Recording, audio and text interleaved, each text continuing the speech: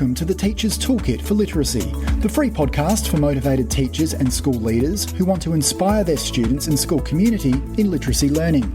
Make sure you subscribe to the show on your favourite podcast player, and for more amazing literacy resources, check out the show notes provided with every episode. Hi, I'm Sharon, and I'm the host of A Teacher's Toolkit for Literacy. In every Toolkit episode, we bring you specific resources, tools, strategies, tips, techniques to help you in your job as a teacher of literacy.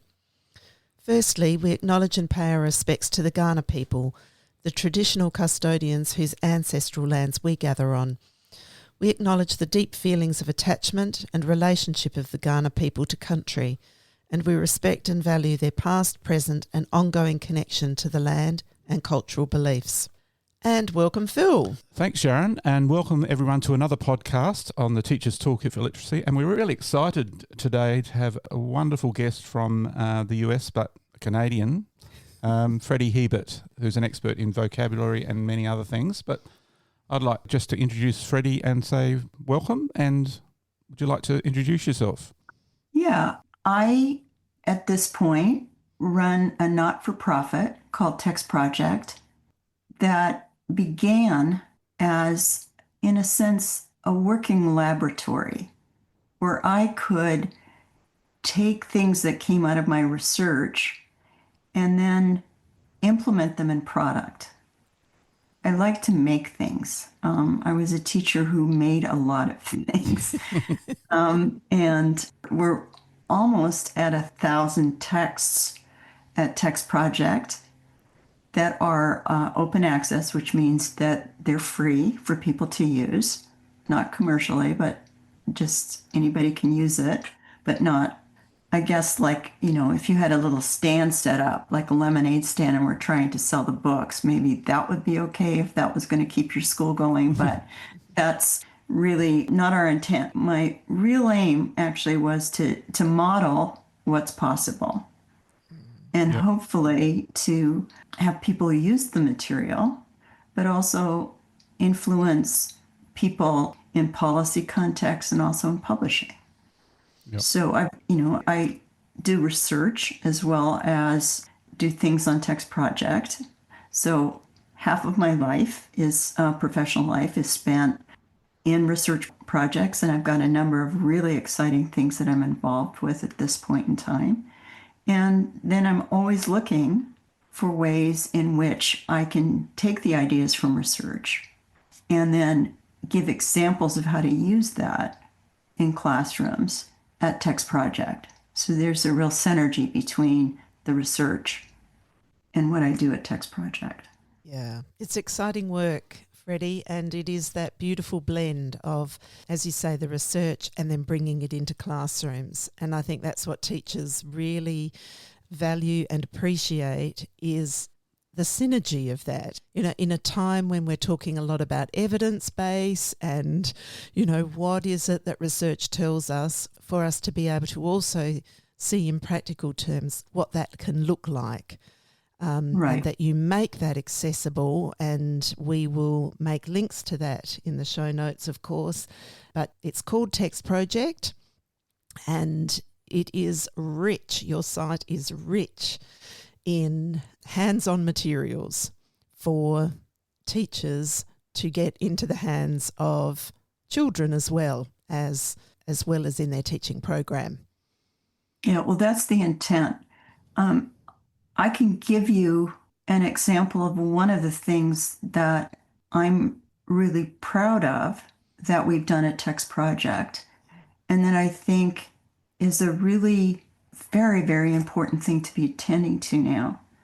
At least in the States, we've just become enthralled with the orthographic system of language. So we've just become enthralled with letter-sound correspondences. And obviously, because English is an alphabetic language, you've got to have knowledge of how that system works. But at the same time, you've got to recognize that English is called a quasi-regular orthography, which means that it has so many influences in terms of its morphology that, we need to be aware that there's only a certain percentage of words in English that really follow the rules precisely. Yeah. So one of the things that we've done at Text Project is actually, because we've done a meta-analysis that's in Reading Research Quarterly that basically showed that when interventions use level texts and interventions use decodable text, they actually had the same effect sizes. And when those two kinds of texts were used together, they had the highest effect size. And it turns out that Linnea Erie, who was the architect of the alphabetics part of our National Reading Panel, which is now 25 years old, but Linnea used a set of level books that I'd been involved with, that I created with Connie Jewell, and also had used in a research study. And what both of us did, Linnea and my graduate student and I at Michigan, is we organized the level books so that they were clustered together by similar letter sound patterns. Okay, so it wasn't that you were just getting level books with whatever was there. You were getting books that instantiated, repeated certain patterns. And I'm so enthralled with that idea because, I've heard of, schools that have just been throwing their level texts into garbage cans. And, I've had a lot of questions about level texts, about the leveling system and so on. Yep. There have been some real problems. But at the same time, why would you be throwing away good resources? So what I did is created a program that shows you how you take, text with level features as well as decodable features and put them into text sets. Yeah. Yeah. So it can support decoding and also building background knowledge, because that's why we read, right? Yes. Yes. And so therefore it's those two aspects of those two types of text that are being brought together, because it really isn't a binary one against the other. We need both. Right. We need the decoding part as well as the meaning part being integrated into children's reading experience.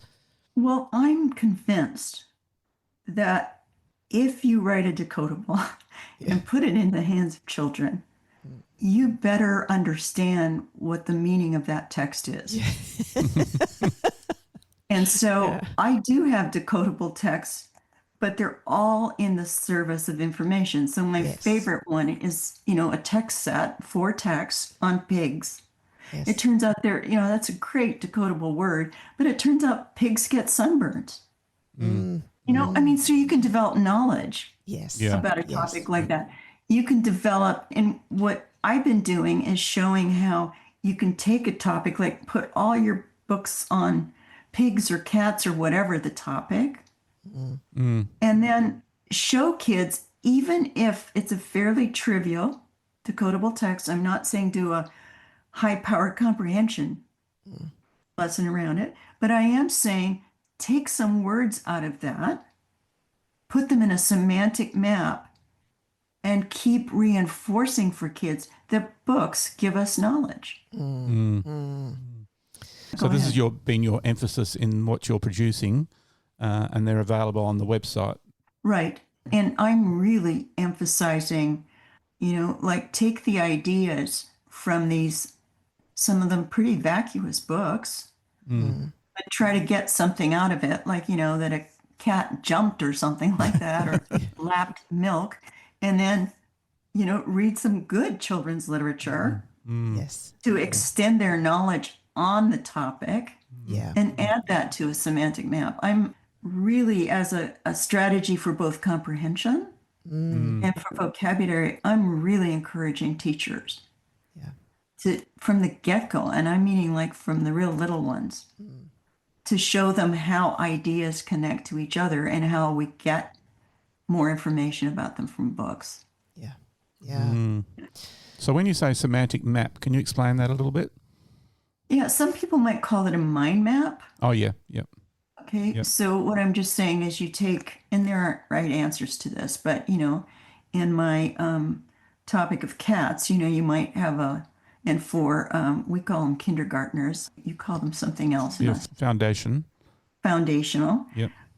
For foundational or even for preschoolers, I want them to see words that are interesting. So I might take something like cats, and then I might say, how do they move? Yep. What colors are they? What other kinds of things do they have? Like, what are some of their parts? They have tails, they have paws, they have claws. Those are interesting words. So, I mean, just gathering ideas. And then, I read a book about millions and millions of cats, and I add some information to that map with the students. And the research on helping people to organize ideas around mapping is just very compelling. And I think in an age when we have so much information, helping kids see how they can organize information, I think is really, really important.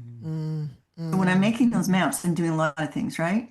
Yeah. I'm working on comprehension. Yeah. I'm also working on vocabulary. I'm also working on word recognition. Yes. Yeah. Yeah. We can then revisit the words, and if we've got the word like paws or claws, I do a lot with sticky notes, to say, if I know this word, then I also know this word. I can also read this word. So yeah, I see that as if I had one thing to share with you, that would be what I'd want people to be doing more of, is to having kids be involved, kids building their own maps. Yeah. Yeah. So you've examples of semantic maps on the website? We do. I have a whole set of them. One of them is called word pictures, Yep. where there are keywords around, a core topic. So yeah, we have a lot of them on the website. Yep. Yeah. So teachers could use those, but they could get the idea of them to make their own, or get their children to make their own. So Yeah, as a startup. startup, yeah. Because what the, analysis, meta-analysis, where they've taken a lot of studies and said what worked, it turns out that it's best when kids are actually involved in the making of it. Yeah.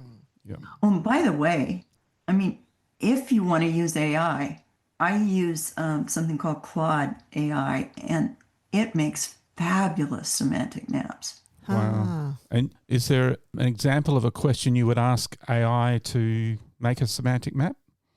I'd actually give some words. So, Yep. for example, one of the topics that I've been working on are words around survival and water flooding and so on. I've been working with the book Ninth Ward, which has to do with Katrina Yep. in New Orleans, and it's a prize-winning book. It's really quite wonderful. But what I'll do is give some words and ask AI to help me organize them. And sometimes that can be a little challenging as a teacher, like when there's so much vocabulary here, which are the most important words and which words cluster together. These are the types of questions you would ask AI? That is exactly what I'll ask. I'll give it a set of words. Yep.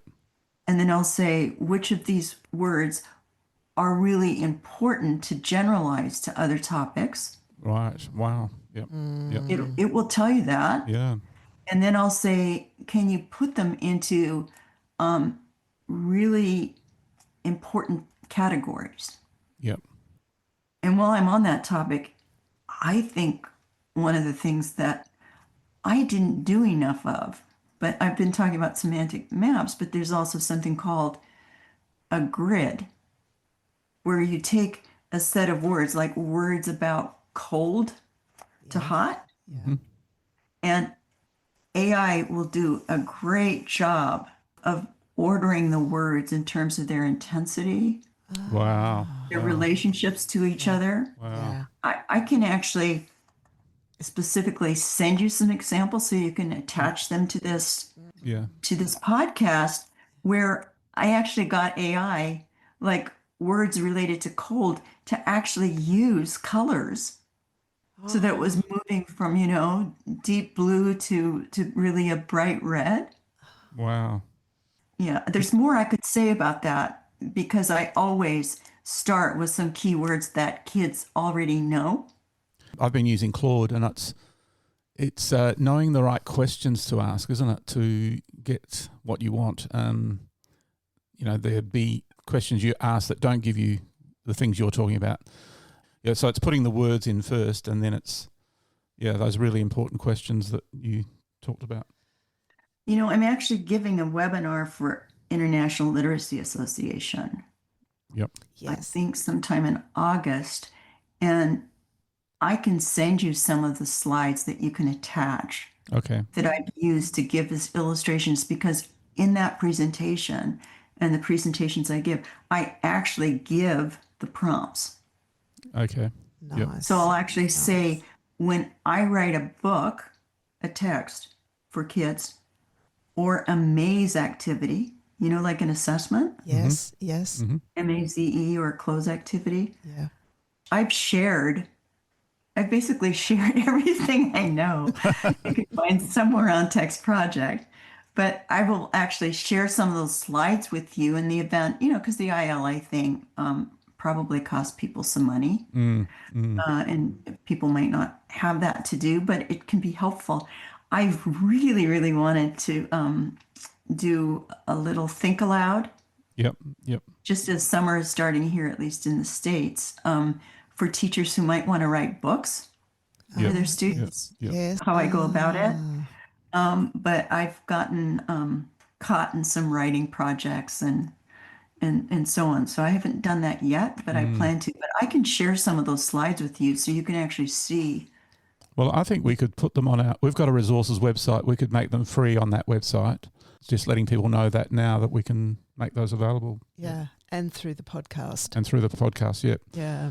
Yeah, I don't know that I've been seeing a lot of people who've been sharing exactly what the questions are that they've been asking to produce educational resources. Yeah. If you know of somebody, I'd really like to know, but Yeah. I have been doing that. I've been saying, so here's my conversation with Claude. Yes. Yeah. So would there be teachers asking AI to write a book for them that the kids can read? Would there be a lot of that going on? And that would be various qualities of what's coming out because of the questions they ask. I can imagine a teacher wants a book written through AI, make me a story and include these words. Have you thought about that and what teachers are doing in that area? Oh, yeah. So I have a section on our website called Text Models. Right. Yep. And it's all about, it gives illustrations of the texts I've been writing with AI. Right. I've been remiss. So you bring up a good point. I haven't given the guidelines that I use for that specific text. Oh, wow. Right. And I can go back and correct some of that. But for example, I have written a couple blogs about it too. And one of the things to know is AI at this point, my husband always keeps cautioning me at this point, because maybe it changes. Well, things do always change, right? Yep. But AI at this point, it doesn't create really great stories. Right. Okay. So one of the things is all the great children's literature we love. Yep. Many of those authors, and often their illustrators as well, have held on to their copyrights. Yep. Yes. So AI can't harvest them. Yeah. Right. It's a different story with informational text. Additionally, I'm a strong believer that if you're going to develop automaticity with words that are morphologically prolific, orthographically prolific, and have high frequency, that it's best to use informational text. So almost everything that I've done, I must have written about 700 or 800 texts that are on Text Project before AI, and now I've been writing some. And you can go on and look to see what I wrote about bots and drones. I actually intentionally pick topics where I know there'll be some interest among kids, but also things that are going to have some regularity to them. Yeah. So I hope I'm not talking too much here, but I wanted to tell you that I have a new series called Word Roots Right. that's on AI. On your website. Yep. And there are some little stories because when you get to morphology, you actually sometimes have to use it in narrative context. The Greek words, not so much. You can use informational text, but in the main, I use informational topics, and then I'll ask it. Claude, at least, is very good. When I say I want this to be a text today, I was writing texts. I wrote one on Blackbeard, Yep. who was a famous pirate. And you're going to ask me, why would I be writing about that? I've been consulting on somebody's decoding program for high school kids, and it broke my heart to see what high school kids are being asked to read. And so I tried to get some things that I thought might be interesting for high school kids, like pirates. Yeah. And so, fair enough. you know, what I'll say is just basically give me something that's of interest to high school kids Yep. and that they can read. Yeah. Yeah. Yeah. And that's the type of question you ask. Yep. Yep. And then I'll often give some starter words, but I'll always say this text is intended for kids who are striving readers. Yep. And are not necessarily highly motivated to read. Yep. Yeah. And does it do a good job? Well, keep remembering, I've written, 900 of these texts before I ever started it on AI. And so sometimes I have to do a fair amount of editing because, see, I have a text analyzer that is not in the public domain. That's one thing that isn't. And I analyze text to make sure that it gets certain characteristics. Yeah. I'm very, very concerned with the automaticity of American kids in reading. Right. They can recognize words eventually, most of the kids, but they read them very slowly. That's what our National Assessment of Educational Progress is all about. Yeah. Yep. Yeah. They can read the stuff. Yeah. They read it slowly, and then people start saying, well, they can't read. They need more phonics, or they need this, whatever. They actually need to be reading more text that has a modicum of accessibility. Yeah. Yeah. What do you mean by that? And that, Well, actually, I think Paul Nation is in New Zealand, but Australia and New Zealand have been leaders in the field of English as a second language. Right. Yep. Because both of your countries had many people coming from Asia or sending their kids as teenagers or young college students to learn English. And in English as a second language, there's a great deal of concern with the frequency buildup of words. And I'm not meaning the Dulce words, the highest frequency words. They're aware that, for example, about 95% of the words in English texts come from about 2,500 morphological families. Right. yes. Now, and this is what you refer to as a core vocabulary. Correct. Yes. Correct. So I'd really love you to tell us Explain that one. more about this concept of, and if we name it as core vocabulary. And why that's so important. Yeah.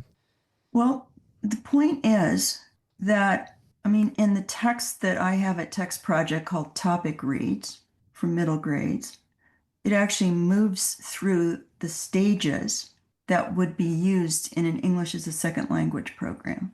So we start with passages, and I work really, really hard to have them engaging. Okay, that's always a criteria for me. Yes. Yep. Yes. It can't be vacuous knowledge. Why would we waste kids' time, especially the time of the students who learn to read in school? I think that that's just not appropriate.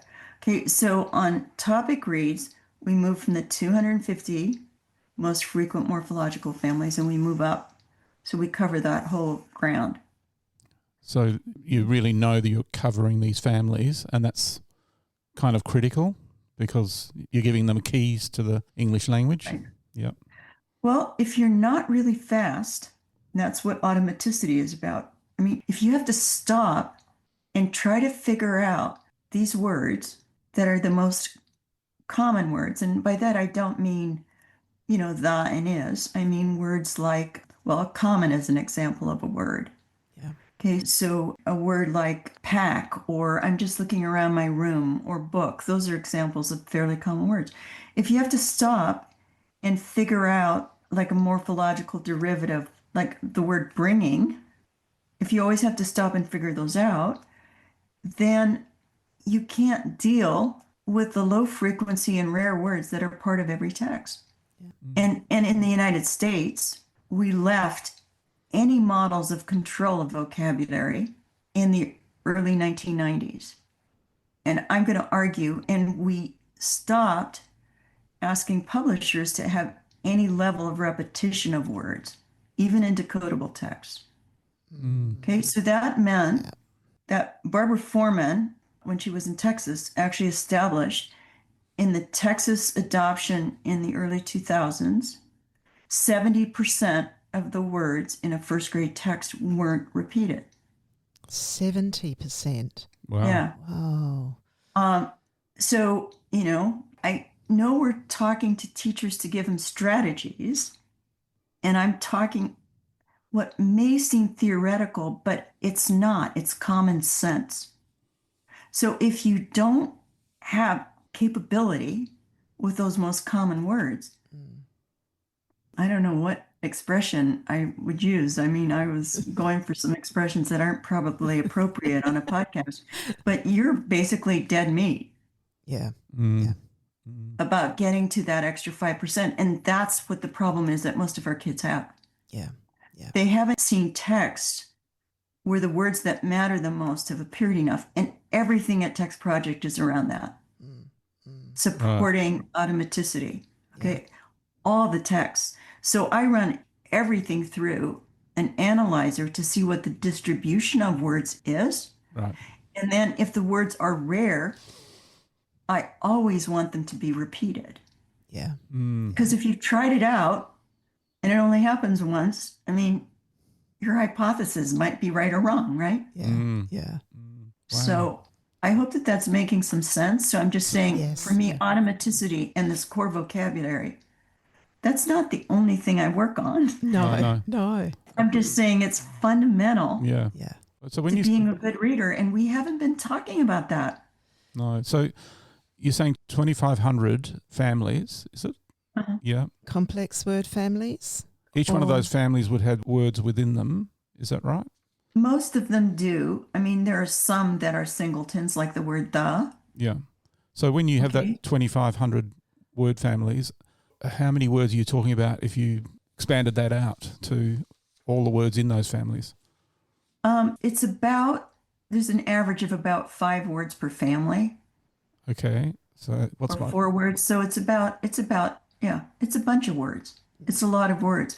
But treating it as a family, because we do know, I mean, especially with, endings like ed, s, ing, kids can figure that out if we provide some support. So that's one of the aspects. And I'm fearful with our obsession with decodable text. And keep remembering, you got to know the orthographic system. But I'm saying when you start forgetting about, the morphology of English, that help and helper have something in common, and unhelpful, then I think you've really missed an incredible opportunity. Yeah. Yes. So a lot of teachers aren't aware of these morphological families, are they? 2,500 families. And you're going to ask, like, where can we find a list? That's what teachers ask. And here's the deal. You can find the words on my website, but they're all connected to each other in semantic maps. Right. Conceptually. Because I refuse to give out a list. Yeah, because then they'll just teach the list. The list will be taught. And the thing about these words, they're not amenable to list teaching because A, they're part of families, and B, most of the more frequent words have a couple different meanings. Yeah. Yes. That's why they're frequent. Yes. Yeah. So if you just treat them individually, It's not going to work. No. it doesn't work. No. So when you talk about the core vocabulary, you really divide that into 4 types of words. Is that right? So like concrete words. I do some of that, yes. Then content words. Uh-huh. Morphological families. And then there are also a lot of literary words. Yes. I'm just looking at all my notes here because, I've got my booklet of, things that I note. If we're thinking about these words in classrooms and how we are expanding children's word consciousness and awareness and joy of exploration around words rather than it just being a list. Well, I like that. In a webinar that you did, you made it quite clear lists and flashcards are not the way for us to address vocabulary. Because it was at the webinar where they said, and now we have a special question just for Freddy. Which list would you recommend? And I go, I don't. You didn't get it. Actually, don't use lists. No. In fact, you have a video on your website in one of your resources that shows a slide of when it's talking about, how can we best teach vocabulary. I love that you come, to the part where it's like, yes, listen, flashcards, you've got a big red cross through it. That's just not going to, it's not going to work. But then you offer what I think are these really powerful, for each of these types of words, there's one way for us to build vocabulary and vocabulary knowledge, which is what I think, me included, once upon a time would have defaulted to, is thinking, lists and flashcards, that must be the way to go. When in fact, and I know we've already talked a bit about semantic maps, but I really learnt a lot from you, and I'd love you to share some of those. For each of these areas, there's really good ways that we can build children's knowledge aside from just list and looking up meanings work. I mean, that's not the helpful part either. It's these strategies of, as we're reading, what we can be learning about words and what knowledge we can really bring to that word learning, not just from the decoding side, but from the meaning side. And also, when you do a strategy or you're introducing this work and then they're trying it out in their reading or they're trying it out in their writing, it's like the 3 things, the reading session, the word work and the writing all interplay with each other, and it's knowing that you're wanting those kids to have time to read and time to write, but there's also to be a word work session where you get that to integrate into that real reading and writing that they're doing, rather than having these, some teachers see it as, I'm teaching this, then that, as a content thing, and not letting the kids have their own reading time and have their own writing time where they try these things out. Well, you bring up a really important point. One of the things that I think we've really failed in English language arts is to not give kids some really fundamental understandings about how the system works. Okay, so just for a kid to know that there are these words that do a lot of the work in English. Yep. Yeah. Okay. It's powerful. And I mean, we do a lot with tests here in the States. And what you need to know when you approach tasks like that is there are always going to be some words that you probably haven't encountered before. That's the nature of text that has some meaning or interest to you. That doesn't mean you can't figure those words out with your decoding or with your context, but it's really important to know that there are, some constraints. We can't teach you all the words. No. We can't teach you all the words, but I'm going to teach you about how words work. Yeah. Yes. Yeah. Okay. And one of the things I'm going to teach you about is that when you get to stories and when you get to informational text, there are always going to be new words, Yep. but they're going to be different kinds of words. Yeah. Okay. So in a story, what an author has to work with are the elements of story structure, basically, right? And that's where the author is going to use lots of different words to create traits of characters. They're going to use movement, and different authors do different things. Some of them do a lot with how the characters speak, or they give insights into their mental processing. Okay? So if somebody says that a character is eavesdropping, that tells you something very different than if they're listening. When I was talking about those semantic grids, that's where they come in. That we have so many words in English because we have these, different language systems where I'm not, I haven't been trained as a linguist, but I have yet to encounter another language that has two solid foundations. One of them being German as the first foundation, and the next one being Norman French and Latin, right? And then the Renaissance come along, and then we put in Greek. Yep.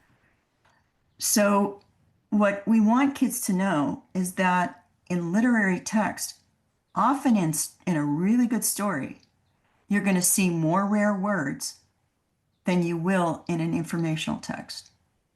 Hence the reason why I use informational text for training in fluency and automaticity. Because in a story is only as good as the picture that the author paints, right? With a plethora of words. And we'll take a break there from part 1 of our podcast. We look forward to you joining us for part 2. Bye for now. Thanks for listening to the podcast. To make sure you don't miss any literacy learning tips and insights, please subscribe to our show on your favourite podcast player. At Q Learning, our literacy specialists draw on over 30 years of teaching and international consulting experience to deliver world-class learning solutions. We equip, empower and support teachers to become their authentic selves. To find out about upcoming webinars and about how Q can help you and your school, visit qlearning.com.au. And you can get even more amazing teaching resources right now at teachific.com.au. Stay tuned.